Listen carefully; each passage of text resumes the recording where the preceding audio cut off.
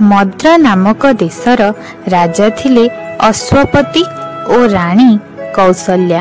तांको पाखरे धन संपत्ति परिपूर्ण होई रहिथिबा सत्वे तांको मनरे टिके हेले खुशी नथिला, कारण तांकर संतानटिए नथिला। सेथिपाई दिने राजा जणे ऋषिवरंकु डाकिले। ऋषिवर किछि समय पई ध्यान रे बसिले, तापरे कहिले, राजन, आपणको भाग्यरे पुत्र संतानर जोग नाही, किंतु गोटे उपाय कले आपण कन्या संतानटिए प्राप्त करि परिबे। राजा कहिले, कौन सही उपाय कुहंतु? राजन, आपणको माता सावित्रींकर पूजा करिबाकू पड़िबो। तांको आशीर्वादरु ही आपण कन्या संतानटिए प्राप्त करिबे। राजा और रानी ऋषिवरंक कथा अनुसार माता सावित्रींकर पूजा कले।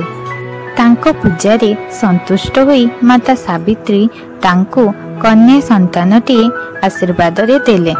समय अनुसार रानी कन्या संतानटिकु जन्म देले। माता सावित्रींक आशीर्वादरु ताको प्राप्त करिथिबारु तार नाम देले सावित्री। समयर सहित सावित्री धीरे धीरे बड़ हेला। माता और पिता तार विवाह योग्य बयस हेबा देखि ताको पाखकु डाकिले।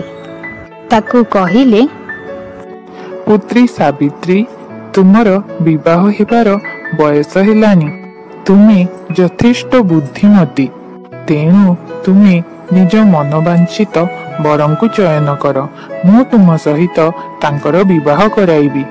पितांक कथा अनुसार सावित्री तांक सह मंत्रींकु नहीं राज्य राज्य भ्रमण कले। दिने से गोटे बनरे जने सुंदर युवकंकु काठ हाणुथिबार देखिले।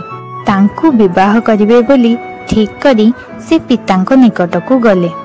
पितांक पाखरे पहुंची से देखिले सेठारे पिता और मातांक सह देवर्षि नारद भी अछंती।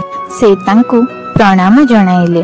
सावित्री निज पितांकु सेही बनरे देखिथिबा युवक विषय रे कहिले, आउ तांकु विवाह करिवार इच्छा मध्य प्रकट कले।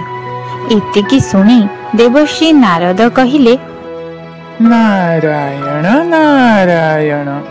से युवकंकर नाम हेछि सत्यवान। से राजा द्युमद सेनंकर पुत्र। भाग्यवशतः राजांकर चक्षु नष्ट हेबा जोगु तांको ठारू तांको राज्य छिन्न होईगला। तेणु आज से एपरी अवस्था रे अछंती। किंतु राजा कहिले, कौन हेला देवर्षि, किछि चिंतार विषय अछि कि? नारायण नारायण। हाँ राजन, सत्यवानंकर अल्पायु रहिछि। से केवल आउ गोटे वर्ष बंचिबे। एतिकी सुनी राजा कहिले, ना पुत्री सावित्री, एते सबु जानी मु तुम सहित तांकर विवाह कराई परिबि नाही। एतिकी सुनी सावित्री कहिले, ना पिताश्री, आपण एपरी कहंतु नाही। मु तांको निज मनरो पति रूपे वरण करि सारिछि। तांको बिना मु अन्य काहाको विवाह करि परिबि नाही। एतिकी सुनी देवर्षि नारद कहिले, नारायण नारायण। पुत्री सावित्री, गोटे उपाय अछि। तुमे निष्ठार सहित लक्ष्मी नारायणंकर पूजा कर। तुम भक्ति रे संतुष्ट होई से तुम स्वामी को रक्षा करिवे। एहा परे सावित्री और सत्यवानंकर विवाह अनुष्ठित होला। विवाह परे सावित्री निज स्वामींक सहित कुटीर रे रहिले। से निष्ठार सहित निज पति और सासु ससुरंकर सेवा करिले। सावित्री गोटे गोटे दिन गणुथिले। एमिति ही वर्षे पुरीबाकू आउ 4 दिन थिला। सावित्री मन देई लक्ष्मी नारायणंकर पूजा करिबा आरंभ कले। चतुर्थ दिन थिला ज्येष्ठ मास अमावास्या। से दिन थिला शेष दिन। से दिन सावित्री लक्ष्मी नारायणंकर पूजा करिले। से दिन से सत्यवानंकु गोटे क्षण पाई मध्य एका छाड़िबाकू चाहू नथिले। तेणु तांको सहित काठ आनिबा पाई से मध्य ତାଙ୍କ ସହ ବନକୁ ଗଲେ। ସତ୍ୟବାନ ଗୋଟିଏ ଗଛ ଉପରେ ବସି କାଠ କାଟୁଥିଲେ। ଠିକ୍ ସେତିକି ବେଳକୁ ହଠାତ୍ ତାଙ୍କ ମୁଣ୍ଡ ବୁଲାଇବାକୁ ଲାଗିଲା। ସେ ତଳକୁ ଓହ୍ଲାଇ ଆସି ସାବିତ୍ରୀଙ୍କ କୋଳରେ ଶୋଇପଡ଼ିଲେ। ସେ ଚେତାଶୂନ୍ୟ ହୋଇଗଲେ। ଏତିକି ବେଳକୁ ସେଠାରେ ସ୍ୱୟଂ ଯମରାଜ ପ୍ରକଟ ହେଲେ। ତାଙ୍କୁ ଦେଖି ସାବିତ୍ରୀ ପଚାରିଲେ, ଆପଣ କିଏ? ମୁଁ ଯମରାଜ, ତୁମ ସ୍ୱାମୀଙ୍କର ପ୍ରାଣ ହରଣ କରିବାକୁ ଏଠାକୁ ଆସିଛି। ଏତିକି କହି ଯମରାଜ ସତ୍ୟବାନର ପ୍ରାଣ ନେଇ ସେଠାରୁ ଯିବାକୁ ଲାଗିଲେ। ଏହାପରେ ସାବିତ୍ରୀ କିଛି ନ କହି ଚୁପଚାପ ଯମରାଜଙ୍କ ପଛେ ପଛେ ଯିବାକୁ ଲାଗିଲା। କିଛି ସମୟ ପରେ ସାବିତ୍ରୀ ଆସୁଥିବାର ଜାଣି ଯମରାଜ କହିଲେ, ପୁତ୍ରୀ ସାବିତ୍ରୀ, ତୁମେ ମୋ ପଛେ ପଛେ କାହିଁକି ଆସୁଛ? ହେ ଧର୍ମରାଜ, ଆପଣ ତ ମୋ ସ୍ୱାମୀଙ୍କୁ ନେଇ ଯାଉଛନ୍ତି। ତାଙ୍କ ବିନା ମୁଁ କିପରି ବଞ୍ଚିବି? ପୁତ୍ରୀ, ମୁଁ ତୁମ କଥାରେ ସନ୍ତୁଷ୍ଟ ହେଲି। ସତ୍ୟବାନଙ୍କ ପ୍ରାଣ ବ୍ୟତୀତ ଯାହା ମାଗୁଛ ମାଗ।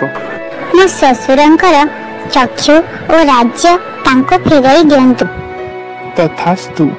ଏହାପରେ ସାବିତ୍ରୀ ପୁଣି ଥରେ କିଛି ନ କହି ଯମରାଜଙ୍କ ପଛେ ପଛେ ଧୀରେ ଧୀରେ ଯିବାକୁ ଲାଗିଲେ। ସାବିତ୍ରୀ ଆସୁଥିବାର ଜାଣି ଯମରାଜ କହିଲେ, ପୁତ୍ରୀ, କଣ ହେଲା? ତୁମେ କାହିଁକି ପଛେ ପଛେ ଆସୁଛ? ହେ ଧର୍ମରାଜ, ନିଜ ସ୍ୱାମୀଙ୍କ ଅନୁସରଣ କରିବା ହିଁ ଭାରତୀୟ ନାରୀର ଧର୍ମ ହୋଇଥାଏ। ଆପଣ ତ ମୋ ସ୍ୱାମୀଙ୍କୁ ନେଇ ଯାଉଛନ୍ତି, ତେଣୁ ମୁଁ ତାଙ୍କ ସହିତ ଯାଉଛି। ପୁଣି ଥରେ ତୁମେ ତୁମ କଥାରେ ମୋତେ ସନ୍ତୁଷ୍ଟ କରିଛ। ମାଗ, ସତ୍ୟବାନଙ୍କ ପ୍ରାଣ ବ୍ୟତୀତ ଯାହା ମାଗୁଛ ମାଗ। ପ୍ରଭୁ, ମୋ ପିତାଙ୍କର କୁଳ ଉଦ୍ଧାର ପାଇଁ ତାଙ୍କୁ ପୁତ୍ର ସନ୍ତାନଟିଏ ଦିଅନ୍ତୁ। ତଥାସ୍ତୁ।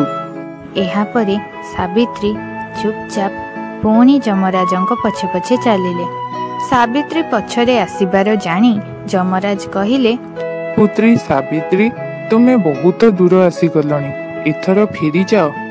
ହେ ଧର୍ମରାଜ, ନିଜ ସ୍ୱାମୀଙ୍କ ପାଇଁ ଜଣେ ନାରୀ ଯମଲୋକ ପର୍ଯ୍ୟନ୍ତ ମଧ୍ୟ ଯାଇପାରେ।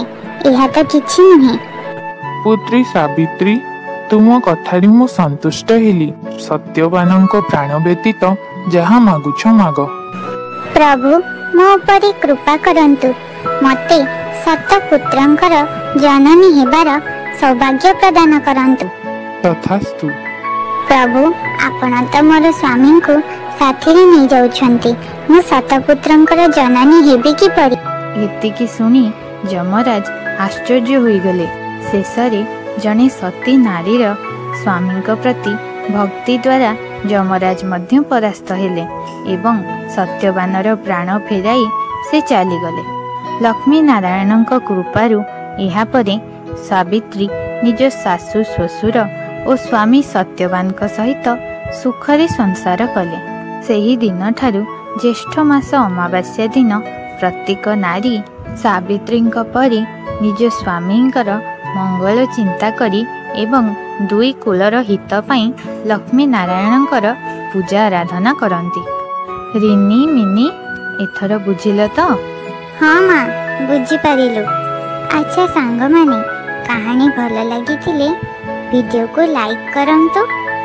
ଏମିତି ଆହୁରି ଭଲ ଭଲ କାହାଣୀ ଦେଖିବା ପାଇଁ ଚ୍ୟାନେଲକୁ ସବସ୍କ୍ରାଇବ୍ କରନ୍ତୁ। ଆଉ ହଁ, ବେଲ୍ ଆଇକନ୍କୁ ପ୍ରେସ୍ କରିବାକୁ ଭୁଲନ୍ତୁ ନାହିଁ। Bye bye.